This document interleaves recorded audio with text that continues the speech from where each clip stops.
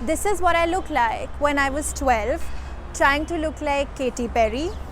This is what I look like when I was 14, trying to look like Angelina Jolie. This is what I look like when I was 16, trying to be like Kate Winslet. I did not look close to any celebrity in any of those pictures. I used to literally apply makeup before going to school every day so that I could hide my pimples. I used to live on Kellogg's K for 2 meals a day so that I could be skinny.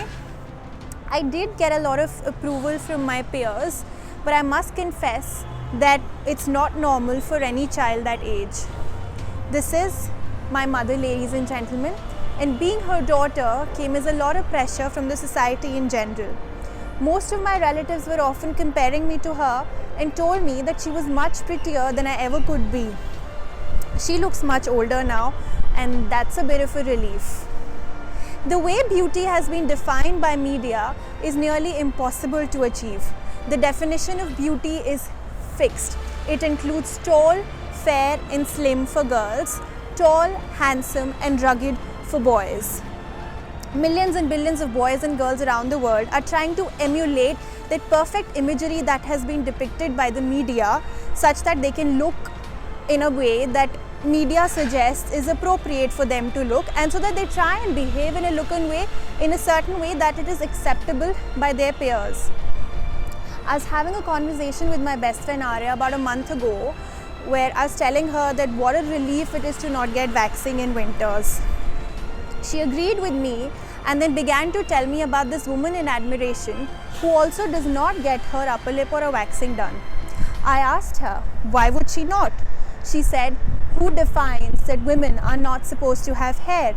And if women are not supposed to have hair, then why do they have them at all? I came across very startling statistics. I want you to think about 5 people who you're close to. Now imagine that 4 out of those 5 people you just thought of suffer from low self-esteem. Nearly 3/4 of the world suffers from some degree of lacking self-esteem, and in India, this is 9 out of every 10 people. So what is self-esteem? Self-esteem is self-worth plus self-competence. That is, how worthy do you think you are and how well do you think you're doing in your education and in your career. I've interviewed thousands of students over a span of last 2 years, and I astoundingly found a commonality in between what each one of them had to say. Most of them are hardwired to believe that they've not achieved that much in their life, how they want to be more confident than what they currently are, and how they're all chasing this certain someone or something called success. Do you know that these legends that we know of, there is Angelina Jolie, Oprah Winfrey, Marilyn Monroe, John Lennon, they too suffered from low self-esteem. They made boatloads of mistakes just like you and I do. But what differentiates them from others is that they were able to overcome that. And the good news is that you can do that too. You can change the way you think about yourself. So why is it important for you to change the way you think about yourself? Because life is very challenging. It looks like a tipsy-topsy curve rather than a straight line. And so that you're at peace with yourselves, you need to be able to think highly of yourself. So many times in life, we receive a compliment and we shun it away. You look so beautiful today, or you're just being very kind. You've done an impeccable job at this project. I couldn't have done it without so many people. Accept a compliment because you deserve it. I was reading this beautiful quote by Dr. Gail Dimes and it stuck with me. It goes like, if tomorrow women woke up and decided that they really like their bodies, just think about how many industries would go out of business. I still vividly remember I was at this party some 5 years ago when this girl came to me and said that, Tanya, your fingers and fingernails are a bit fat. I said, what? How can fingers and fingernails be fat?